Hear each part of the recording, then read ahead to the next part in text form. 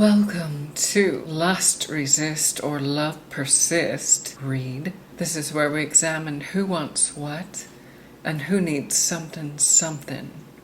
Using erotic fantasy tarot, romantic tarot, tiny universal weight tarot, 100 ways to stop worrying and start living, the love notes, and special guest star, the Roast Ironic Oracle deck. First card is the Lust card.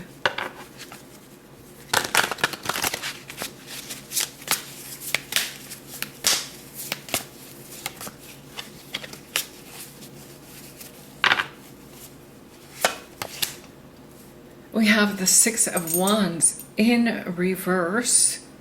The first person is a real loser. They don't get any attention. They're off in their own little world. They're not included. They're like not wanting the spotlight. Maybe they're hiding out or just don't know how to make the internet work for them. The second card is the Love card. We have the Queen of Swords. Well, this person cares about details. They're a bit obsessed with telling everyone when they're wrong. They're the queen bee with a sting. They pretty much let people have it. It's a tongue lashing specialist. What would these two have in common? Except one person could be the whipping post that's whimpering in pain, and the other person could be the star of the show who gets to inflict without mercy. Tell us more. My interest is piqued. Well, in the past, there was love, because when it began, there was an Ace of Cups. Someone loved someone else. In the present, we have the Wheel of Fortune in reverse. This means it will never change. The person who is the subordinate will always be topped by the queen. That's just how the heck it is.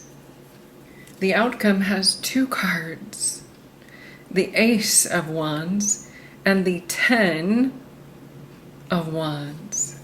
Well, there's no nookie to be had in this relationship, that's for sure. Something else has iced over as well. And the 10 of Wands means it's just all about hard work, no play, no fun. Maybe the Queen of Swords doesn't get that special dopamine hit when they inflict torture upon their subordinate anymore. Who knows? But this first person will never see the light of day, and the Queen of Swords will always take credit for everything, and they can do no wrong. Well, how can they stop the worry? Stop working too hard. Stop, full stop. We have a number 44. It says, live for today, but hold your hands open to tomorrow. There is a seed of God's love in every event, every circumstance, every unpleasant situation in which you may find yourself. I like on this card, there's a pair of scissors. Someone wants to cut themselves free. The second card, and this card should be for the person who feels unappreciated. The second card is number 46. It says, that is God's call to us. Simply be people who are content to live close to Him and to renew the kind of life in which the closeness is felt and experienced. And the rules are followed, and my directions are the rules, says the Queen of Swords. I want to know a little bit more about this person. Were they always a loser, this first person? Or did they just get ground down into the dust? Well, they definitely took their time making important decisions with this Hanged Man energy. And they have the Queen of Swords in reverse. They don't know how to decide anything, and they don't care about anything. They lost their motivation and their mojo a very long time ago. Also, we have the Seven of Pentacles in reverse and the Six of Cups upright. This tells me that they don't have any kind of like financial buffer, and they rely on the happiness and the memories of the past to get them through. If they think about the present moment and how it's all gone wrong, it would make them very upset. They try to avoid those thoughts. Tell us about the second person. Well, they are loaded. They have a 10 of Pentacles. That explains how they get away with how they behave. They're also a workaholic because they have an 8 of Pentacles here. And finally, their dogged determination shows with this Knight of Pentacles. They're all about the money. They're obsessed. They're shrewd. They're calculating. And they're cruel.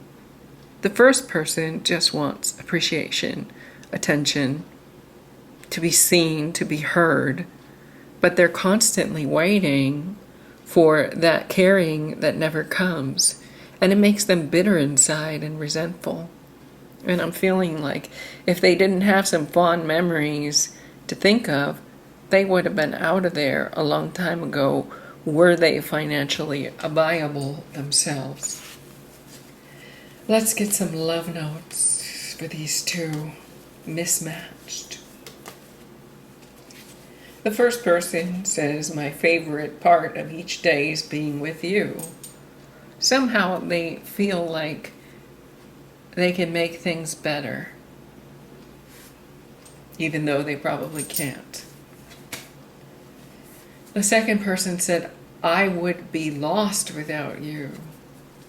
Well, if you lose your whipping post, it might damage your mind, right? Let's see what the roast ironic has to do with these two. Roast them, please. The first person. Empath. Of course they're an empath. This is probably an empath narcissist situation. They cry a lot. They feel the pain. Second person. Narcissist. Trauma bonds. You can't make this up. This explains everything. So,